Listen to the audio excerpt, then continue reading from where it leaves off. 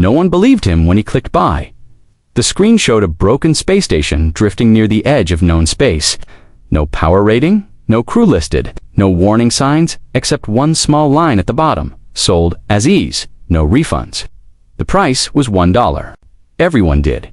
He was a human scavenger, a fixer, a man who survived by repairing things others had given up on. Old ships, dead drones, lost satellites. In human space, he was nothing special. Just another man trying to stay alive. But something about that station felt wrong, or maybe right. The station was called Astronine, abandoned during the last border war. Most people said it was cursed. Others said pirates used it as bait. The smart ones stayed far away. Ethan was not smart. He was curious.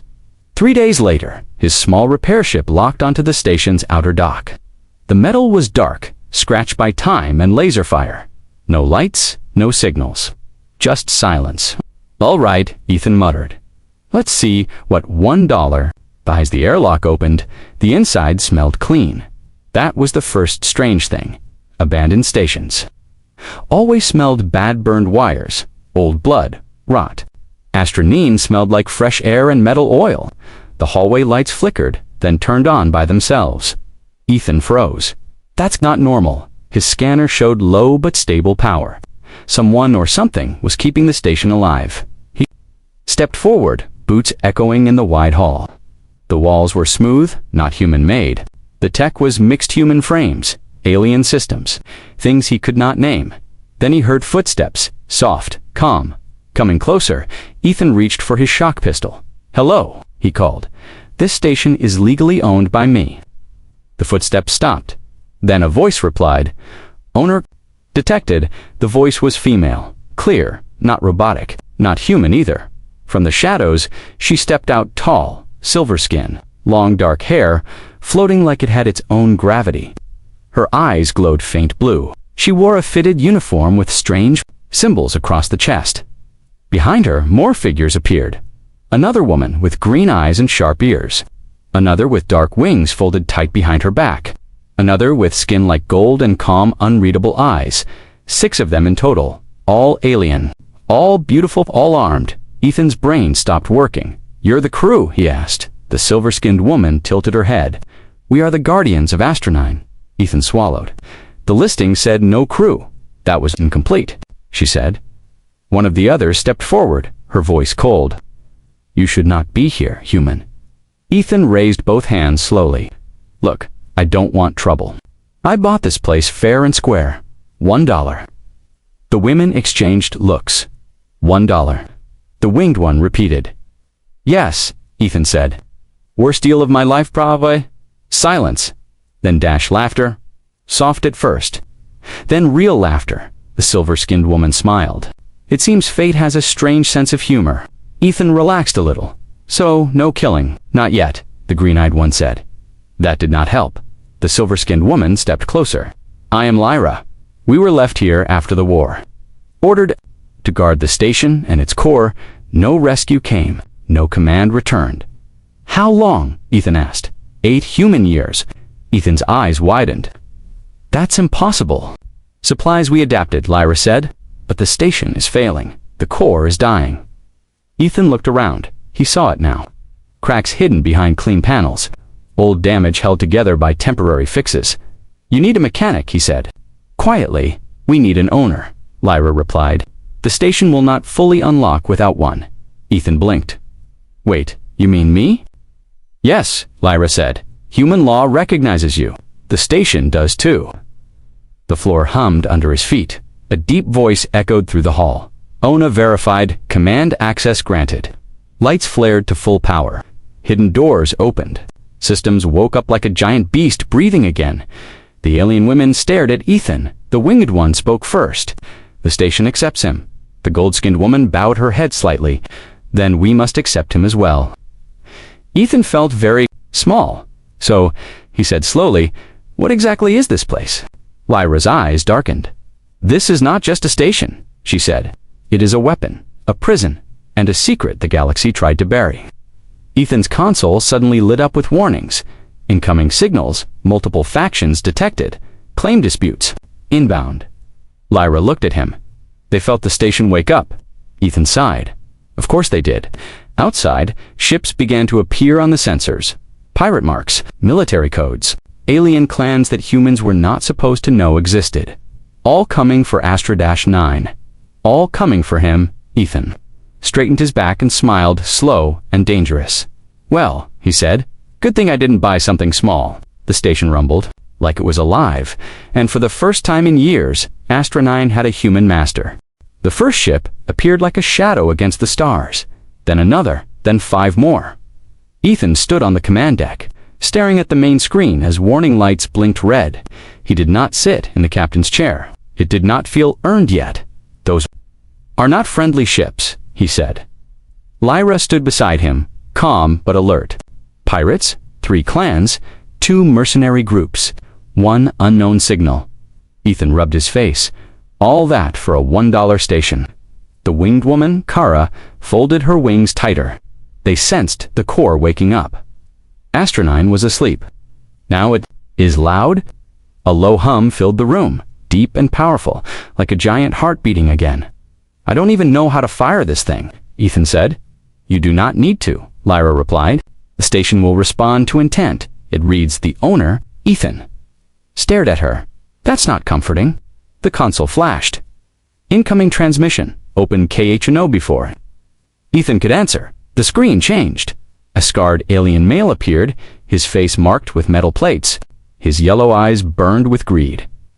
This is Captain Vrax of the Red Maw, the pirate said. Unknown human power, down the station, and prepare to be boarded. Ethan leaned forward. Hi, I own this place. Please leave. Vrax laughed. You own nothing but a grave. The transmission cut. That went well, Ethan muttered. More signals locked on. Weapons charging. Lyra placed her hand on the console. Permission to engage defensive systems. Ethan hesitated. Define defensive. The gold-skinned woman, Cyril, answered. Enough to make them regret coming closer. Ethan nodded once. Do it. The station responded instantly. Hidden. Panels opened across Astra-9's surface. Ancient cannons slid out, glowing with blue energy. Shields formed like invisible walls around the station. The pirate ships fired first.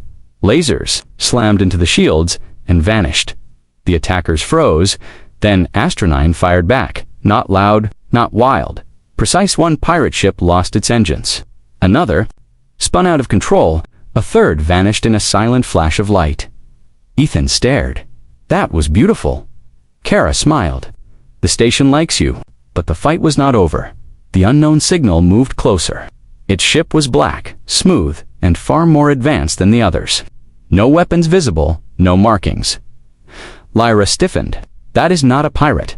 The screen changed again. A human woman appeared. She wore a military uniform with no insignia. Her eyes were sharp, cold, trained. This is Commander Hale, she said. By authority of the United Human Council, you are ordered to surrender Astra-9 immediately. Ethan's jaw tightened. Figures you are in possession of restricted alien technology, Hale continued. You have no legal claim. Ethan tapped the console. The station disagrees. Behind him, the system spoke. Owner status confirmed. Commander Hale's eyes narrowed. Then you are a problem. Her ship's systems began to charge.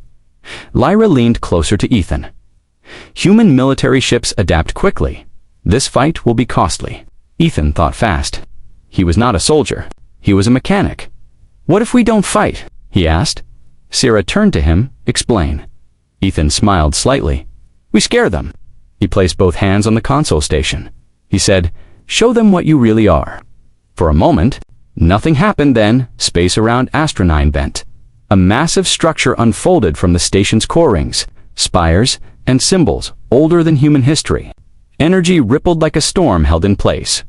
The pirate ships fled instantly. Commander Hale's ship froze. This was not in our records, she whispered. Lyra's voice was calm, powerful. Astra-9 is a Sentinel station. It does not serve empires. It chooses guardians, Ethan added, and right now, it's closed for visitors. Silence. Commander Hale's ship powered down its weapons. This is not over, Ethan Cross. I know, he replied, but today, it's mine. The human ship jumped away. The battlefield went quiet. Ethan exhaled and finally sat in the captain's chair. So he said, "What else should I know?" Lyra looked at him with something close to respect. "You have just declared yourself independent from every major power in the galaxy." Kara smiled. "And they will come again." Sarah placed a hand on his shoulder. "But now, you are not alone." Ethan looked at the glowing stars beyond the screen. A mechanic, a $1 owner, now the master of a living weapon. "All right," he said. "Let's get to work." The alarms did not stop after the battle. They changed. Instead of red warnings, the screens filled with amber symbols, pulsing slowly like a heartbeat. Ethan leaned forward in the captain's chair. "That's new. Is amber good or bad?" Lyra studied the symbols. "Neither. The station is evaluating you." Ethan frowned. "Evaluating me? How?" Before anyone could answer, the lights dimmed. The hum of the core grew louder. The floor vibrated under their feet. Then the station spoke again, deeper this time. Owner synchronization required. Trial sequence initiated. Ethan stood up fast. Trial? Nobody said anything about a trial. Kara spread her wings slightly. Tense.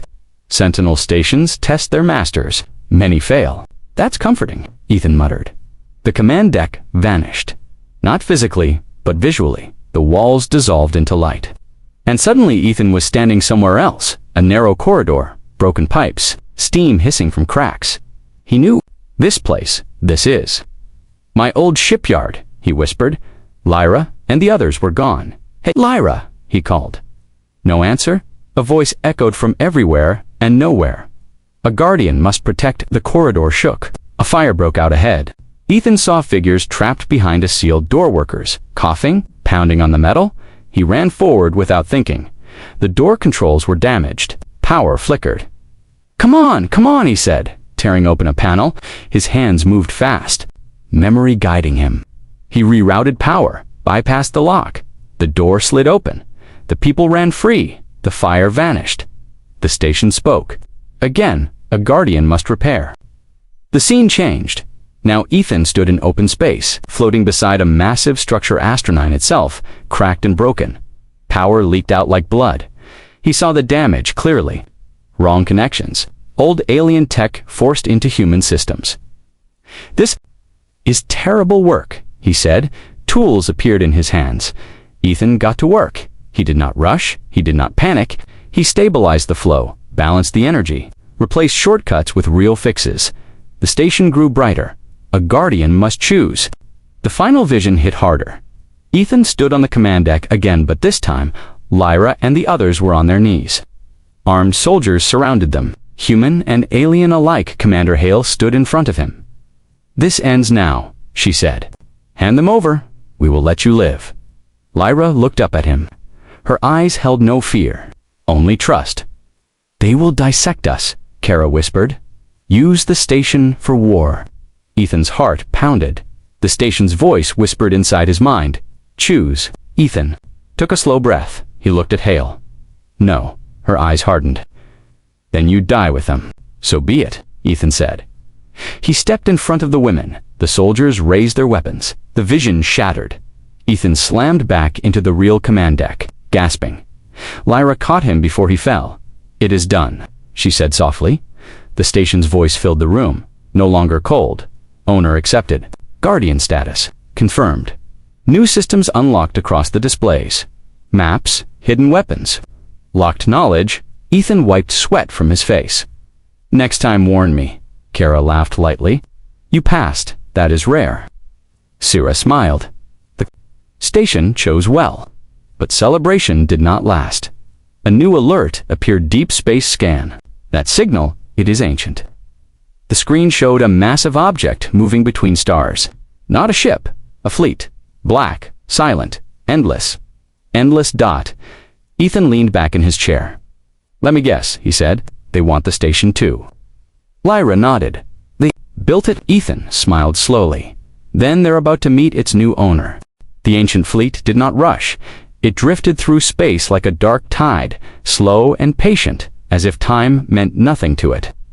Hundreds of structures moved together, sharp shapes, curved shadows, designs that hurt the eyes to look at too long. Ethan stared at the screen. Tell me that's a recording. It is not, Lyra said. Her voice was quiet, serious. They are called the Architects. Kara's wings trembled slightly. The First Empire, the builders of Sentinel Stations, Sarah added, and the ones who used them to erase worlds. Ethan swallowed. Okay, so we're sitting in a superweapon prison made by galaxy-level maniacs. Lyra nodded. Yes, that's bad. The station pulsed under their feet, like it could hear them. New symbols appeared on the console. Not warnings, memories. Images flooded the screens. Worlds burning, stars collapsing. Sentinel stations firing beams that tore reality apart. Ethan felt sick. This thing did all that, he asked. It was forced to, Lyra said. The Architects did not rule through loyalty. They ruled through control. The fleet drew closer. A signal punched through all channels. Without asking, the screen went black. Then they appeared, tall figures wrapped in shifting armor that looked alive. Their faces were hidden behind glowing masks, with no eyes-only symbols that changed constantly. Their voice came as many tones at once. Sentinel Astra 9. Ethan stood, new management. The Architects paused. A human holds the key, they said. Impossible. Yeah, Ethan replied. I get that a lot. The lead figure raised a hand. Space itself bent around it. You are temporary, the Architect said. The station is eternal. Lyra stepped beside Ethan. You abandoned us. Left Guardians to die. We left assets, the Architect corrected. You survived. That was sufficient. You scraws tightened. You used us. Yes, the Architect replied calmly. Ethan felt something inside him snap. You built a prison, he said, then ran when it got messy. Silence. Then the Architect spoke again. Release the core, or we will take it. The fleet spread out, forming a massive ring around Astra-9. Weapons began to charge not energy, but something darker. Lyra whispered, those weapons do not destroy ships. They erase history. Ethan's jaw tightened. Station. Options. The system answered instantly. Confrontation mode available. Risk. Extinction level. Ethan laughed once, dry and sharp. Figures. He looked at the women around him. Not soldiers, not prisoners. Crew, we don't win by being stronger, he said. We win by being smarter. Lyra nodded. The Architects rely on command codes, control phrases. Ethan's eyes lit up. And I'm the owner. He placed his hand on the console. Station, he said. Show me your chains. The floor opened. A deep chamber revealed itself below the deck symbols. Locks and energy seals layered over something massive. The core is bound, Lyra said. Even you cannot fully free it. I don't want to free it, Ethan replied. I want to change who it listens to. The Architects sensed it. You tamper with forbidden structure, they warned. Yeah, Ethan said. That's my job. He started rerouting systems, not like a soldier, but like a mechanic. He did not break the locks. He repurposed them.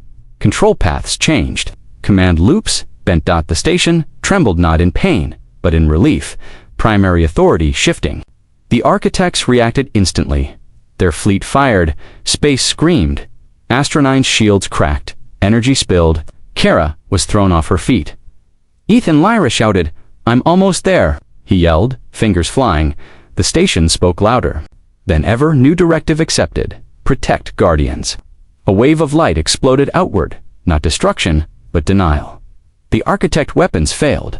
Their attacks unraveled before reaching the station. The fleet pulled back. The lead Architect stared at the screen. You have changed the rules. Ethan leaned back, exhausted, but smiling. Yeah, he said. Humans do that. The Architect's voice turned cold. Then you will face the consequence. The signal cut. Lyra looked at the long-range scan. They are not attacking worse, Ethan guessed. They are opening something, she said. Space ahead of the fleet began to tear open slowly, carefully. Something ancient was waking. Up. Ethan cracked his knuckles. All right, he said. Let's see what else this station can do. The tear in space did not look violent. That was the scary part. It opened slowly, like a careful wound, edges smooth and dark. No explosions, no light. Just a silent gap where stars should have been. Ethan stared at it. That thing is not a weapon. Is it? Lyra shook her head. No, it is a gate. Kara's voice was tight. The architects used gates like this to move gods. Ethan blinked. Move gods. Syrah's golden eyes reflected the growing darkness. Living weapons, thinking storms. Creatures made to end wars by ending everything. Well, Ethan said, that's just rude. The station trembled again, but this time it felt afraid. New warnings flooded the screens. Core instability, rising containment. Failure. 12% architect override attempt detected. They are trying to take control remotely.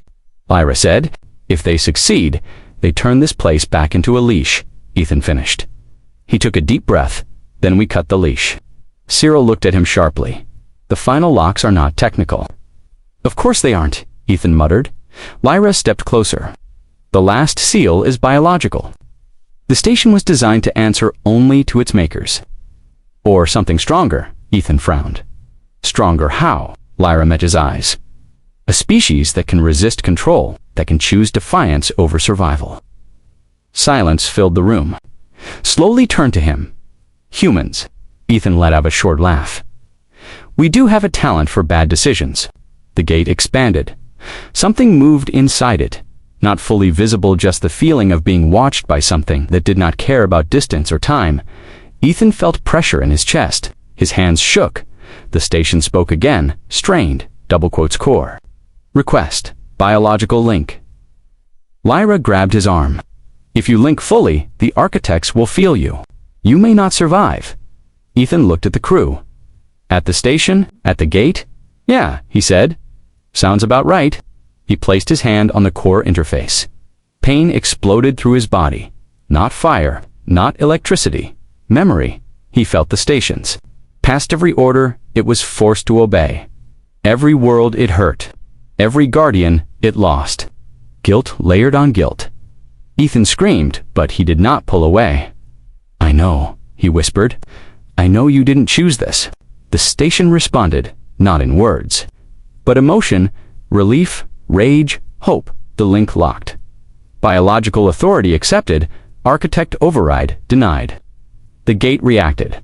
The thing inside it noticed Ethan. A voice entered his mind. Deep, curious. You are small dot, Ethan swallowed. Yeah, and you stand in front of infinity. Someone has to, Ethan thought. The presence paused. The gate began to collapse, not violently, but like a door being closed from the inside. The architects shouted across the void. Cannot command it. Ethan's eyes burned with pain and light.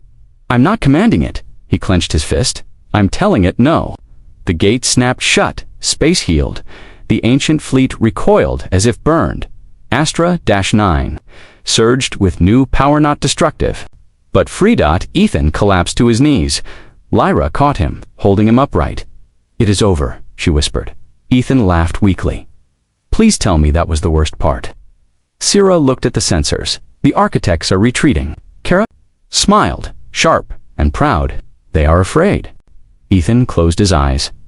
Somewhere deep in the station, something unlocked. A final message appeared on the main screen.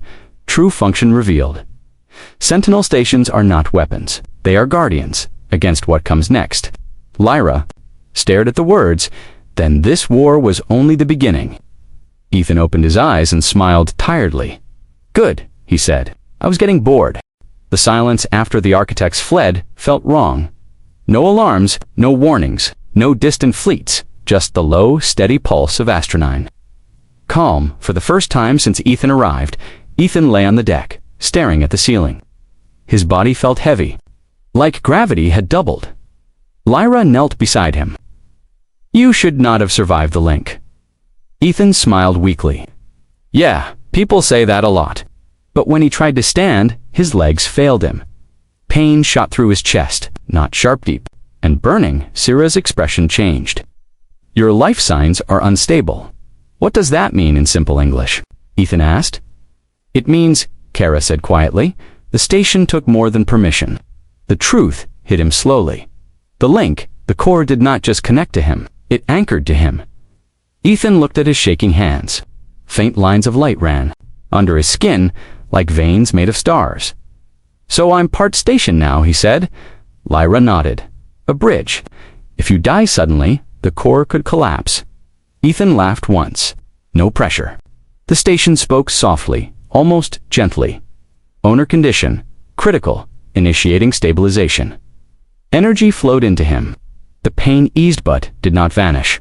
Lyra helped him sit in the captain's chair. Outside, stars drifted peacefully. But deep space sensors showed something else. Movement, not ships, not fleets, distortions. Sarah studied the data. The gate's closure sent a signal. Something heard it. Kara's wings tightened.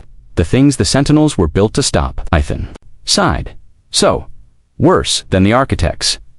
Yes, Lyra said. Much worse. A new message appeared, old, hidden, sealed for millennia. Guardian Protocol. Awakening phase. The station began unlocking sections that had never been used. Vast hangars opened. Ancient constructs stirred. Defense grids formed around entire star systems. Ethan watched it all, half in awe, half in fear. This is too much for one guy with a toolbox, he said. Lyra placed a hand on his shoulder. You are not alone. He looked at her. Really looked. Warrior, survivor, guardian, all of them were. I don't want to be a god, Ethan said quietly. I just wanted to fix things. Lyra smiled softly. That is why you were chosen. Suddenly, a sharp pain hit Ethan's chest. He gasped. The light in his veins flared. The station's voice turned urgent. Owner heart failure probability rising. Sarah reacted instantly. The human body is not meant to hold this link. Ethan struggled to breathe. Okay, new rule. Less glowing. Lyra's eyes widened with realization. There is a solution. What kind? Ethan asked. A permanent one, she said. Kara understood immediately. Bonding. Ethan blinked. I'm sorry, what? Lyra explained quickly. Guardian. Bonding. A shared life anchor. If one falls, the others support the link. Ethan stared at them. You're saying, I survive because you all share the load. Yes, Ciro said. It ties our lives together. Ethan was silent. This was not a repair job. This was a commitment. If they were hurt, he would feel it. If he fell, they would suffer. Outside space rippled again far away. But coming closer, whatever was out there was waking up. Ethan took a slow breath. All right, he said. I trust you. Lyra stepped forward, eyes shining. Then we stand as one. The station hummed in approval. Guardian bond accepted. Light filled the room, warm, steady, shared. Ethan felt the pain ease. His heartbeat stabilized. He was no longer carrying the station alone. He opened his eyes. The galaxy was changing, and this time humanity would not face it alone. The bond settled like a quiet promise. Ethan could feel it not as pain, but as balance. Lyra's calm strength, Kara's sharp focus, Sira's steady will. They were different lives, different species, yet now connected by one purpose. Astra 9 felt whole. The station's voice echoed, no longer cold or ancient, but clear. Guardian network stable. Final protocol, activation. Outside, space twisted, not like a gate, not like a fleet. Something bigger pressed against reality itself. Stars dimmed in patches, as if afraid to shine. Sarah studied the data and spoke softly. It is here, Ethan. Stood, steady now. The thing the Sentinels were built to stop, Lyra nodded. The null tide, a force that does not conquer, it erases. On the main screen, darkness flowed between systems, silent and endless, consuming energy, matter, even light. No ships, no leaders, no fear, just hunger. Ethan swallowed. So, how do you fight nothing? You don't, Kara said. You hold. Astra 9 moved. For the first time, the station did not aim weapons. It anchored itself. Massive energy lines spread across space, linking stars like a glowing web. Other hidden Sentinel stations answered the call, waking, aligning, forming a barrier across the void. Ethan felt it through the bond. Not power but strain, the null. Tide hit the barrier. Space screamed. The web bent but did not break. Ethan clenched his fists. Station, give me control. Control shared. He understood instantly. The Sentinels were not walls. They were bridges. Ethan opened the network not to attack, but to connect. Human worlds, alien empires, independent colonies, Power grids synced. Shields overlapped. Knowledge flowed freely for the first time in galactic history. Lyra stared at the data. "You are uniting them," Ethan smiled.